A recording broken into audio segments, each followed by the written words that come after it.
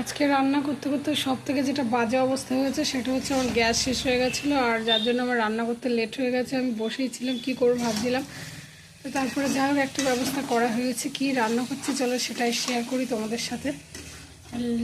ঝাল ঝাল লাল লাল, তাই বলে চিকেন ভেবো না, চিকেন একদমই না। আমার চিকেন খুব একটা পছন্দ হয় না। সবথেকে বড় কথা হচ্ছে দেরি করে রান্না করছি, আর যাতে শর্টকাটে যেটা হয়। তো চলো কি রান্না করছি।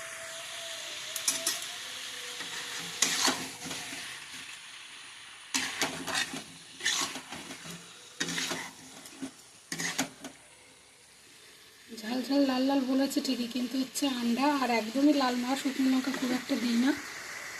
ভীষণ গরম লাগছে, এমনিতেই আমার গরম বেশি লাগে, তার মধ্যে এই অবস্থা। আরও একটা জিনিস আছে, চলো বাবা কি কষ্ট হচ্ছে। সানটা আজকে আমার দেরি। এমনিতে এই যে ঘেটকুল পাতা, এটাও রান্না হবে, অল্প চিংড়ি মাছ আছে সেটা দিয়ে।